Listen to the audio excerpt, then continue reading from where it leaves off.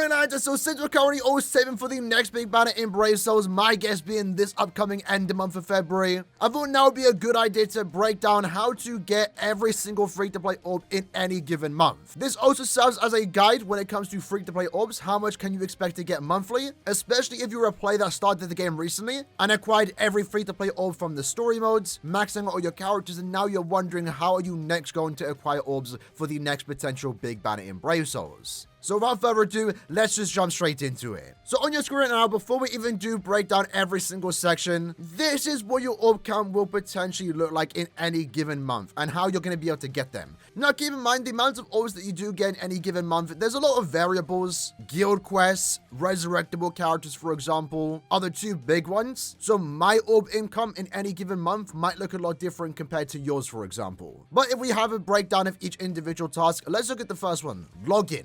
In this case, it's fairly simple. If you log in every single day of the month, you are going to acquire 55 orbs. Now, 40 of these are going to come from your login bonus. There'll be 2 individual 20 orb rewards, and then you'll get 15 for logging in on the 15th of any day, as that is Ichigo Day. Of course, with that, if you are logging in every single day, it is recommended that you do your dailies. In this case, you are able to get 5 orbs a day, so on average, you're going to get 150 orbs a month just from doing your dailies. And the great thing is now dailies are super easy to do, right? All you have to do is spend 5 soul tickets, do 2 brave battle games, and your dailies are done. Takes less than 5 minutes time. So if you're short on time, this should still be very easily manageable. Our next task are point events. We get a new point event every 2 weeks when a new banner does release. So in any given month, you can have access to 2 point events. And if you can complete every single quest, make sure at minimum to get to 3 million points. And this isn't even for the orb rewards, it's for the other rewards that come with the point event. But if you also max out the 4 star that you do get from this event too, in any given month, you're going to get around 370 orbs. And this number can vary. Sometimes it's a tad bit higher, sometimes it's a tad bit lower. But on average, you're going to get around 370 orbs a month just from point events alone. Next up, we have sub-stories. Now, in this case, we get 1 sub-story a month. The amount of orbs that we do get from this event really depend on the event that is returning. Sometimes you can get 15, sometimes you can get up to 50. Additionally, if you are new to the game, this sub-story is a past event, so with that, it does come with a returning 4-star, and you might even get 35 additional orbs from a sub-story. The next task is Arena. Now, this one is definitely quite the grind, and the average player, I'll be honest, isn't going to get all these orbs. But in Arena, in any given month, you can get upwards to 175 orbs. Now within Arena, there are 2 seasons in any given month. One season lasts 2 weeks, and within each season there are missions that you can do. These missions can give you medals and also orbs. If you're able to do all the missions for the medals and of course also the orbs, and you also rank high in your season league, you actually do get enough medals to buy out the orbs in the exchange shop, and that can be upwards to 175 orbs. Again, this is quite the grind. Not everyone likes Arena, and that's fair, but this game mode can offer upwards to 175 orbs, and I myself have gotten these orbs multiple times. Of course, after that, we have brave battles. In this case, you can get upwards to 125 orbs in any given month. Once more, like Arena, this comes from the exchange shop. So if you consistently rank near the top leagues, let's say 30 and above, you should get enough medals to basically buy out the entire shop, at least when it comes to the orbs, in this case 125 orbs. If you sit higher, let's say Lieutenant Captain's League, well then you might get some excess medals where you can potentially pick up the extra 5-star ticket, where you might even get a new character. But I would recommend most people focus on the orbs, since that's guaranteed value, in this case 125. After that, we have resurrectable characters. Now, lucky for us, we are finally back in the good routine where we get a resurrection batch every 2 weeks. This happens in the middle of the month and at the end of the month. So with that, there are 6 characters that are resurrected in any given month, and if you own the character, you do get 75 orbs upon reaching their max level once more. So you can get upwards to 450 orbs in any given month, assuming you own all resurrectable characters. Now, of course, this is a big variable, right? Everyone's account's going to look a lot different. Everyone's album is going to be different. You're not guaranteed to own the characters that do resurrect. If you do, though, it's extra orbs coming into your account, upwards to 450. The next task is, of course, Senkaimon. We get Senkaimon on the 5th of every single month.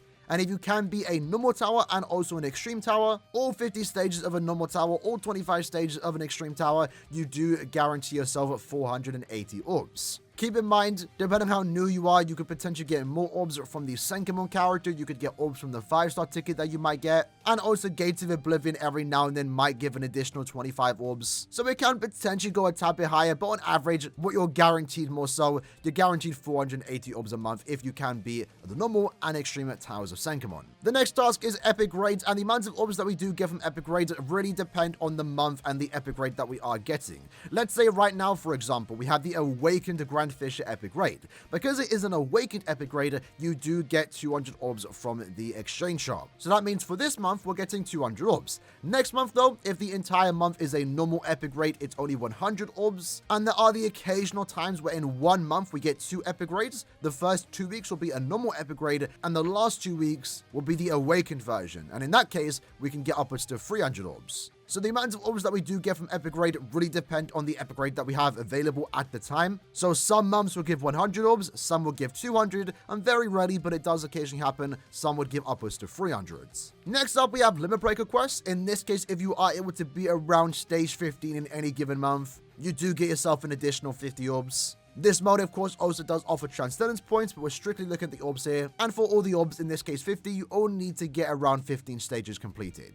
After that, we have Guild Quest. Now, Guild Quest in of itself can actually give quite the large amount of orbs, the highest being upwards to 720. However, it is important to know the amount of orbs that you can get from Guild Quest really depend on the guild league that you are in, and also depends on how many Guild Quests you can be, especially on the very hard difficulty. Now, for the time being, if you are new to the game, you might not be able to beat the very hard Guild Quests. And that's fine, that's something to work towards, but the longer you play the game, the easier these quests become, especially with all the new broken characters that we're sure to get in the year 2024. But assuming you can beat all the very hard difficulty of Guild Quests, you do guarantee yourself 320 orbs, and that can get further increased depending on the league that you're in. For example, if you're in S League, you could get upwards to 720 orbs to 640 at the lowest. If you're in A League, you can get upwards to 520 at the highest to 420 at the lowest. So once more, very similar to resurrectable characters, there's a lot of variables here. It depends on whether you can beat the hard GQ, whether you can beat the very hard GQ, and it also depends on the league that you are in. So everyone's orb income from Guild Quest is going to look a lot different. I understand not everyone's in S League. I'm not expecting you to be in S League, but I'm just letting you know that this is what the orbs are looking like depending on the league that you're in and depending on the quest that you can beat. That then takes us into our final section, the bonus orbs. So in this case, the amount of orbs that we do get from here really depend on the campaign. I put 150 for now, but keep in mind, depending on the month, sometimes it can be a tad bit higher, sometimes it can be a tad bit lower. These orbs come from just logging in during celebrations. Like right now in the month of February, we don't really have much going on. The current Lunar New Year campaign gives around 40 orbs. During anniversaries, you can go up to 200, for example. I kind of just put 150 as average, but this one again does depend on the campaign. And with that, that is all the ways to get orbs in Bleach Brave Souls in any given month. But now let's combine it, shall we? So overall, assuming you can get every single possible free orb, and keep in mind, not everyone's going to be able to do this, right? But let's say you put in the grind, you make sure you play your arena, your Brave Battles, you own every character that gets resurrected, and you are ranking high in Guild Quest. You can get upwards, sometimes depending on the month, you can peak at 3,000 orbs, which is kind of crazy to think about. Now, of course, just because you can get upwards to 3,000 doesn't mean you are. Again, everyone's account's different. So if we take away the resurrectable orbs and we take away the Guild Quest, let's say at most you can only do the hard difficulty, you're still gonna get around like 1,900, sometimes peaking up to 2,000. So you still get a good amount of orbs. And again, if you are really new to the game, you're still getting the extra orbs that we don't count here, like the extra 4-star from the sub-stories, potentially 5 stars from Senkaimon. So we can get a tad bit higher. So on average, I would say you're gonna get around 2,000 orbs a month, assuming you can do all these things. And if you are someone that is ranking high in Guild Quest, able to beat all the very hard difficulties and own